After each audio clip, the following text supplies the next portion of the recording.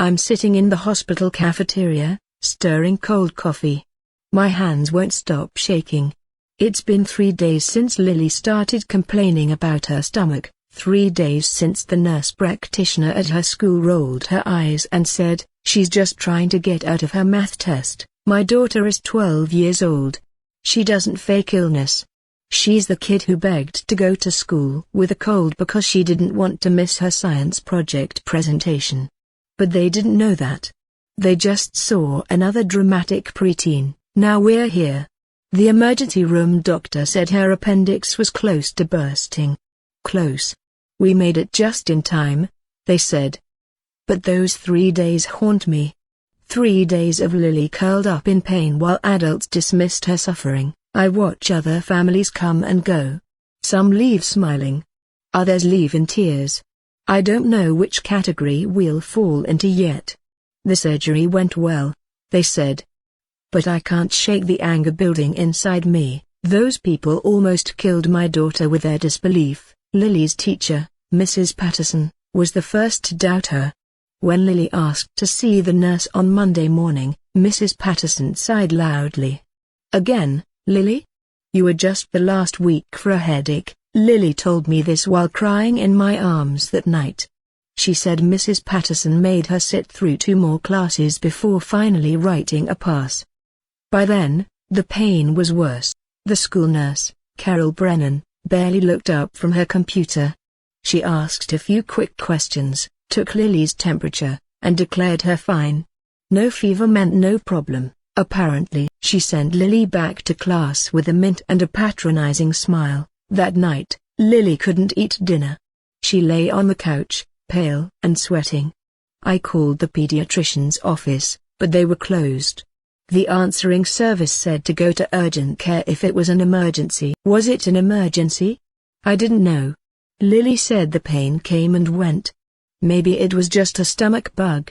Maybe I was overreacting. These doubts plague me now. I should have trusted my instincts immediately. Tuesday morning, Lily begged to stay home. Her face was gray, her eyes dull. But I had an important meeting at work, a presentation I'd been preparing for weeks. My boss already thought I took too much time off for family stuff. I compromised. I let Lily go to school but told her to see the nurse if things got worse. I texted her teacher, explaining the situation. Mrs. Patterson replied with a thumbs up emoji. That was it. Just a thumbs up. At lunch, Lily went to the nurse again. This time, Carol Brennan was annoyed. "Lily, you need to toughen up," she said, "according to my daughter. Middle school is hard for everyone.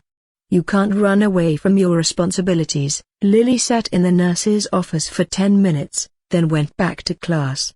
She didn't tell me until later because she felt ashamed. She thought maybe they were right. Maybe she was being weak. I got home at 6. Lily was in bed, curled into a ball. She hadn't touched the snack I'd left out. My gut twisted with worry, but I pushed it down. Tomorrow, I'd take her to the doctor. Tomorrow, we'd figure this out. Wednesday morning changed everything. Lily couldn't get out of bed. When she tried to stand, she collapsed. Her skin was burning hot, and she kept saying, "It hurts, Mum. It really hurts." I called 911. The paramedics arrived within 10 minutes. They took one look at Lily and moved fast. I rode in the ambulance, holding her hand, watching machines beep and flash around us. At the hospital, they rushed her into examination. A doctor pressed on her lower right abdomen, and Lily screamed. I'd never heard her scream like that. It was pure agony. The doctor's face went serious. "We need to do a CT scan immediately." The scan showed acute appendicitis. The appendix was inflamed and on the verge of rupturing. If it burst, infection would spread through her abdomen. She could die. My 12-year-old daughter could die because people thought she was faking. They prepped her for emergency surgery. I signed forms with trembling hands. Lily looked up at me with terrified eyes. "Am I going to be okay, Mum?" I lied and said yes, absolutely. But inside, I was screaming. The surgery took 2 hours. I paced the waiting room, unable to sit still. Every minute felt like an hour. Other families watched me with pity. I didn't want their pity.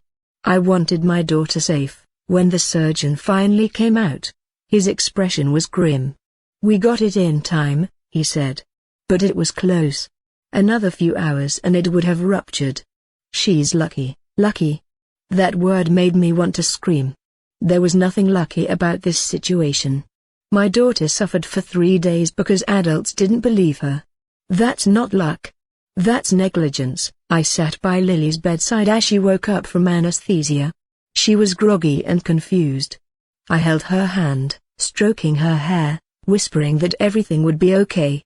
But I was lying again. Because inside me, something had broken: trust. That's what broke. I'd trusted the school to care for my child. I'd trusted medical professionals to take her seriously. I'd even trusted myself to know when to push harder. All of that trust had failed her.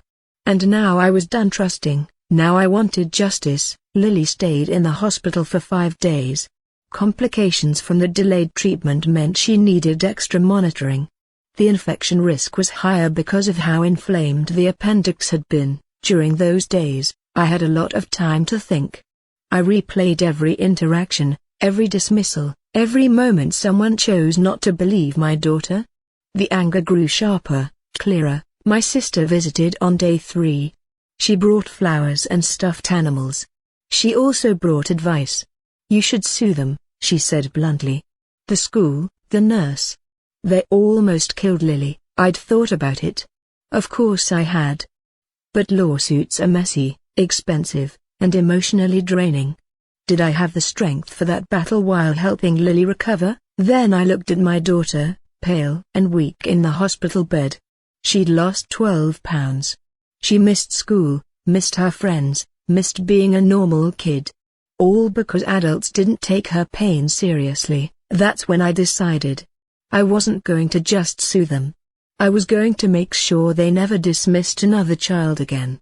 I was going to make them pay in every way possible. When Lily came home, I started documenting everything. I wrote down every conversation I could remember. I gathered Lily's school records, medical records, emails, and text messages. I built a timeline of negligence. Monday, Lily first reports pain. Teacher dismisses her. Monday, school nurse sends her back to class without proper examination. Tuesday, Lily reports worsening pain. Nurse tells her to toughen up. Wednesday, emergency surgery saves her life. I contacted a lawyer who specialized in medical malpractice and educational negligence. Her name was Jennifer Ross, and she had a reputation for winning impossible cases. Jennifer reviewed my documents carefully. She asked detailed questions about everything. Then she looked up at me with fire in her eyes. "This is clear negligence," she said. "We have a strong case. Very strong." She explained that the school had a duty of care to students. The nurse had a professional obligation to properly assess complaints. Both had failed. The delay in treatment directly caused Lily's complications and suffering. I signed the papers to move forward. Jennifer warned me it would be difficult. The school district would fight hard. They always did. But she promised we'd win. And she promised they'd never forget it. News of the lawsuit spread quickly. Within a week, the local newspaper picked up the story. The headline read, "Mother sues school after daughter's near-fatal appendicitis goes untreated." My phone exploded with calls. Some people supported me completely. They shared their own stories of children being dismissed by school staff. It was heartbreaking how common this was. But others attacked me. They said I was money-hungry, that I was trying to ruin people's careers over an honest mistake. They said kids fake illness all the time and that the nurse couldn't possibly know everything. I ignored the critics. They weren't there. They didn't see Lily's pain. They didn't hear her scream in the emergency room. Their opinions meant nothing. The school district released a statement. They expressed sympathy for Lily's medical situation but denied any wrongdoing. They said their staff followed proper protocols. They said I was overreacting. That statement fueled my determination. They were still dismissing us, still minimizing what happened. They learned nothing. So I decided to make sure the whole world heard our story. I scheduled interviews with 3 major news outlets. If they wanted a fight, I'd give them one. The first interview aired on a Tuesday evening. The reporter, a kind woman named Diana, let me tell the whole story without interruption. I showed Lily's medical records, the timeline, everything. The segment went viral. Within hours, thousands of people were sharing it online. Parents everywhere related to the fear of not being believed. The comments section filled with support and similar horror stories. The school district's phone lines jammed with angry calls. Parents demanded policy changes. Some even pulled their kids out of school entirely. The superintendent was forced to hold an emergency meeting. I attended that meeting. The room was packed with furious parents. One by one, they stood up and shared stories of their children being dismissed by school staff.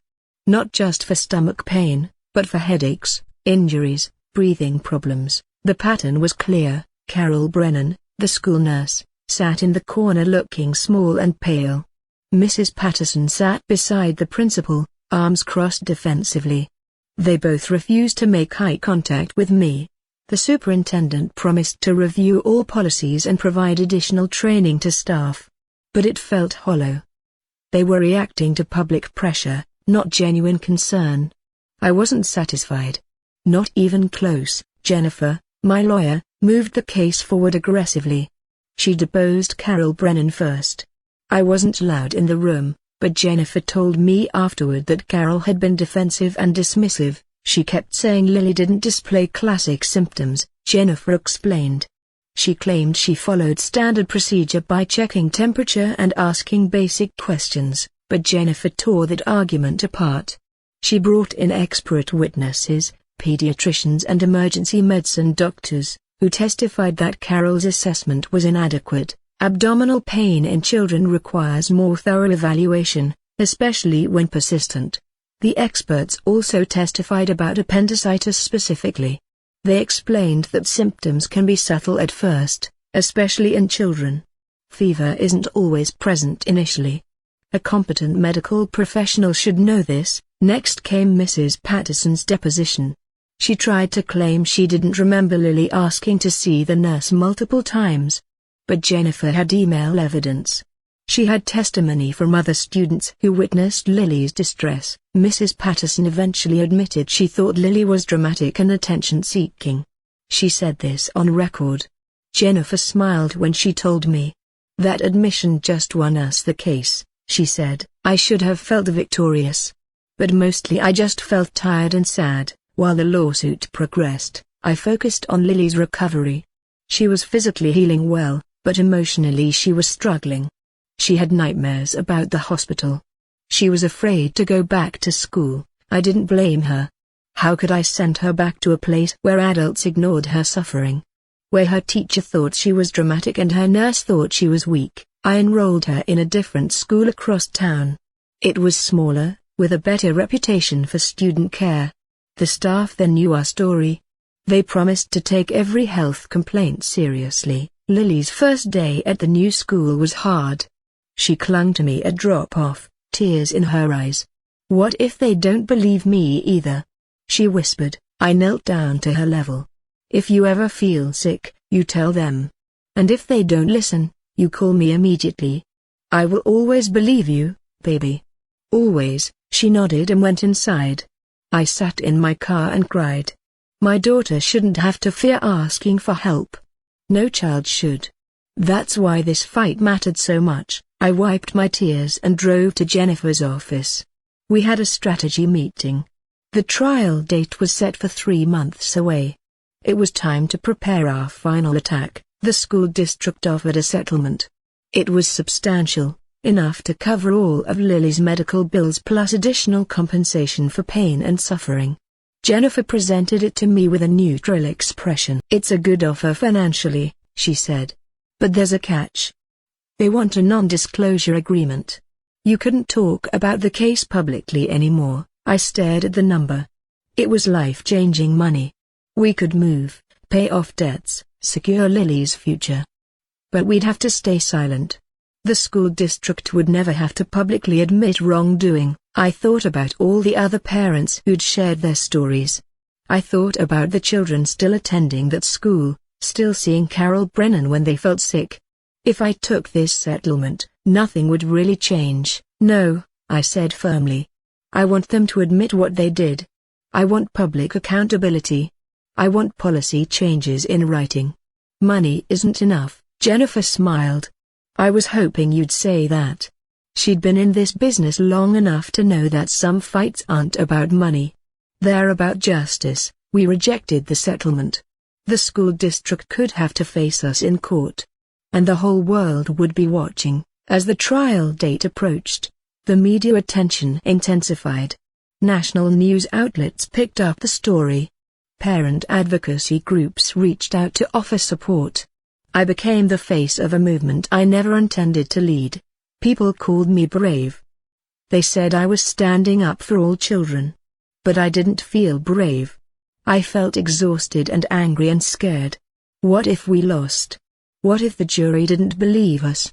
What if all this suffering was for nothing? Jennifer assured me our case was solid. We had medical experts, documented evidence, and damning testimony. The school district's defense was weak. They were relying on the argument that mistakes happen and that Carol Brennan acted in good faith, but good faith wasn't enough when a child nearly died. Good faith didn't excuse inadequate medical assessment. Good faith didn't erase Lily's pain. The night before the trial, I couldn't sleep. I kept replaying everything in my mind. Lily asleep down the hall, recovering but forever changed. The school staff who failed her. The system that protected adults over children. At 3 a.m., I went to Lily's room and watched her sleep. Her scar from the surgery was still visible above her pajama pants. She stirred slightly, and I held my breath. But she settled back into peaceful sleep.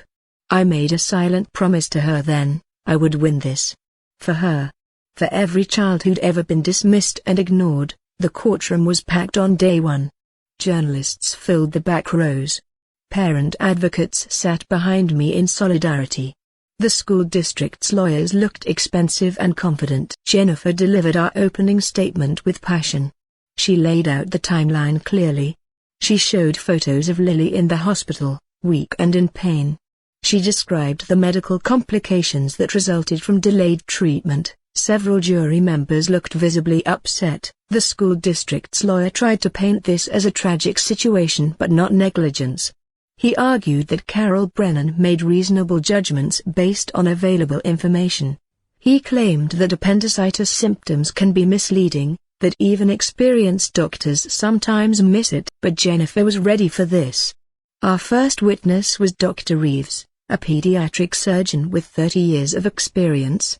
He testified that persistent abdominal pain in a child always warrants thorough evaluation, regardless of fever presence. A school nurse has a responsibility to err on the side of caution. Dr. Reeves stated firmly.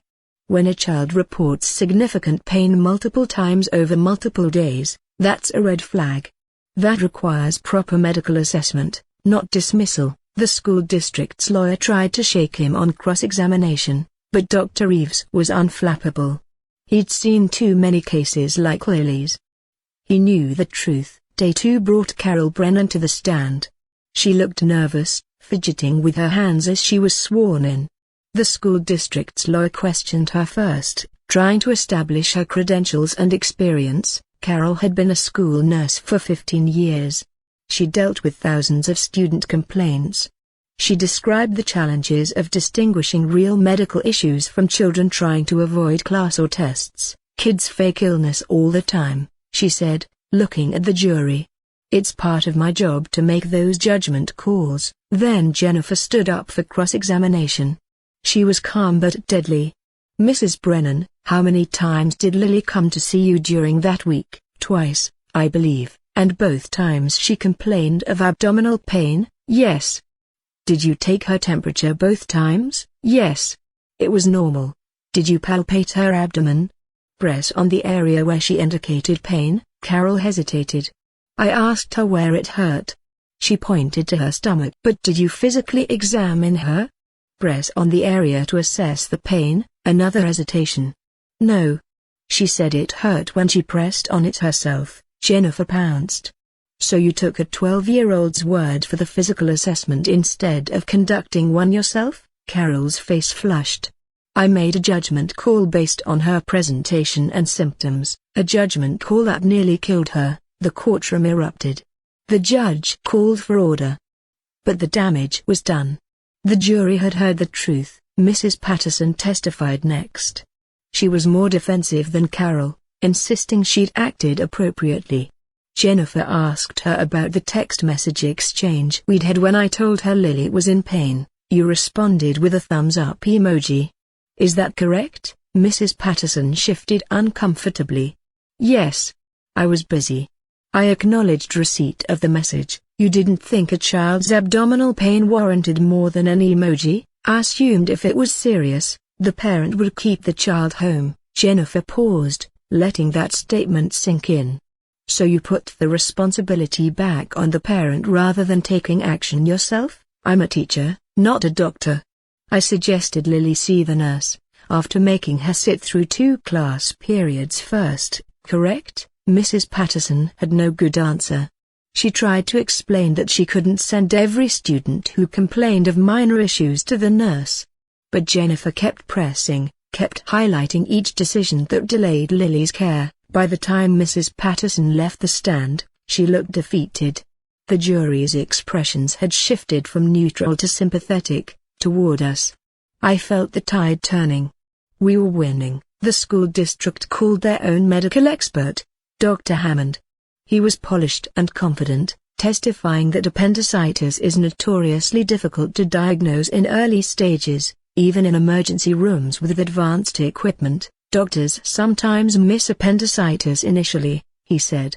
Expecting a school nurse to diagnose it is unreasonable, but Jennifer was prepared for this too. On cross-examination, she asked, Dr. Hammond, is anyone expecting the school nurse to diagnose appendicitis? He blinked. Well, that's what this case is about. No, doctor. This case is about whether the school nurse conducted an adequate assessment and erred on the side of caution. Do you believe a child reporting persistent, worsening abdominal pain over 3 days should be sent home or to proper medical care? Dr. Hammond hesitated. He couldn't say no without looking incompetent. In an ideal situation, yes, and this wasn't an ideal situation. School nurses have limited resources and time, but they have phones. They have the ability to call parents, to recommend emergency care. Don't they? Yes. So Mrs. Brennan had the resources to properly handle this situation. She simply chose not to. Correct? Dr. Hammond had no answer. Jennifer had dismantled their entire defense strategy. The courtroom buzzed with energy. The final witness was Lily. I'd been dreading this moment. She was still only 12, still recovering emotionally. But she'd insisted on testifying. She wanted people to hear her voice. Jennifer questioned her gently. Lily described the pain, how it started and worsened. She described going to Mrs. Patterson, who seemed annoyed. She described Carol Brennan telling her to toughen up. How did that make you feel? Jennifer asked softly. Lily's eyes filled with tears. Like I was bad. Like I was being a baby. I thought maybe the pain wasn't real. Maybe I was imagining it. But the pain was real, wasn't it? Yes. Lily's voice cracked. It hurt so much. I wanted my mum. The jury was visibly moved. Several women were wiping their eyes. Even the judge looked sympathetic. Lily's testimony was powerful because it was simple and honest. A child in pain, not being believed. The school district's lawyer barely cross-examined her. What could he ask? How could he challenge a 12-year-old who'd nearly died? He asked a few gentle questions about her symptoms, then let her go. I rushed to hug Lily as she left the stand. She collapsed into my arms, crying. We'd done it. We'd told our truth. Closing arguments took place on day 5. Jennifer was masterful. She wove together all the evidence, all the testimony, into a compelling narrative about institutional failure and the need for accountability. "This isn't about one nurse making one mistake," she told the jury. "This is about a system that prioritizes convenience over children's safety. A system where adults are trained to doubt children's pain instead of investigating it." She reminded them of the timeline, of each opportunity where someone could have helped Lily but chose not to. She reminded them of Lily's testimony, of her tears, of her belief that she was wrong to report her pain. "The defendant wants you to believe this was unavoidable. That appendicitis is hard to diagnose. But this case isn't about diagnosis. It's about basic care and professional responsibility. It's about believing children when they tell you they're hurting." The school district's closing argument focused on Carol Brennan's difficult job and the impossibility of perfect judgment. But it fell flat after everything we'd presented. The jury deliberated for 6 hours. It felt like forever. I sat in the hallway with Jennifer, too nervous to eat or drink. Finally, the bailiff called us back. The jury had reached a verdict: "We find in favor of the plaintiff." Those 6 words changed everything. The courtroom erupted in applause. I burst into tears, clutching Jennifer's hand. We'd won. We'd actually won. The jury awarded us damages for medical expenses, pain and suffering, and punitive damages against the school district. The total was more than the settlement they'd offered. But more importantly, the verdict was public. The school district had to own their failure. The judge added her own statement. She praised our case and expressed hope that it would lead to policy changes across schools nationwide. She spoke directly to the school district representatives, emphasizing their responsibility to do better. As we left the courthouse, reporters swarmed us. I gave a brief statement. This was never about money. This was about making sure no other child suffers because adults don't believe them. I hope every school in this country hears this verdict and changes their policies. Lily stood beside me, holding my hand tightly. She'd been so brave through everything. That night, we celebrated with her favorite meal, pizza and ice cream. For the first time in months, I saw her smile with genuine happiness. The nightmare was finally over. The aftermath of the trial brought unexpected changes. The school district fired Carol Brennan and placed Mrs. Patterson on probation. They implemented new policies requiring staff to contact parents immediately when students report persistent pain or illness. They also hired a full-time registered nurse for each school instead of one nurse covering multiple buildings. They trained all staff on recognizing medical emergencies and the importance of taking student health complaints seriously. Other school districts across the country reached out, asking for guidance on updating their own policies. Parent advocacy groups used our case as a catalyst for nationwide reform. Laws were proposed requiring better medical training for school staff. I became an accidental activist. I gave speeches at conferences, wrote articles, consulted with school districts. It wasn't what I'd planned for my life, but it felt important. If Lily's suffering could prevent other children from experiencing the same thing, then maybe there was purpose in all this pain. Lily transferred schools and thrived. Her new teachers and nurse knew her story and went out of their way to make her feel safe. She slowly regained her confidence. Her spark, watching her heal emotionally, was almost more rewarding than winning the trial. 6 months after the trial, I received a letter. It was from Carol Brennan. I almost threw it away without reading it, but curiosity won. She apologized. She wrote that she'd spent months in therapy, confronting her biases and failures. She acknowledged that she'd dismissed Lily because she was burned out and jaded. She admitted that she'd let her frustration with difficult students cloud her professional judgment. "I failed your daughter," she wrote. "I failed as a medical professional and as an adult responsible for children's safety. I'm sorry.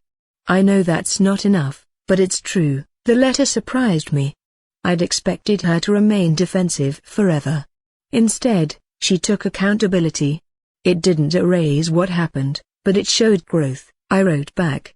Not to forgive, I wasn't there yet, but to acknowledge her words. I told her that I hoped she'd use this experience to educate other school nurses, to help them avoid making the same mistakes. She responded saying she'd started teaching a course on pediatric medical assessment for school nurses. She was turning her failure into education. It was something, at least. It was more than nothing. A year after the trial, Lily turned 13. We threw a big party with all her new friends. Watching her laugh and dance and be a normal teenager made me realize how close we'd come to losing this. During the party, Lily pulled me aside.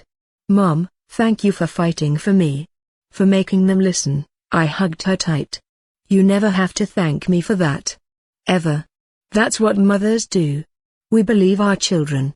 We protect them. I know some people think you went too far.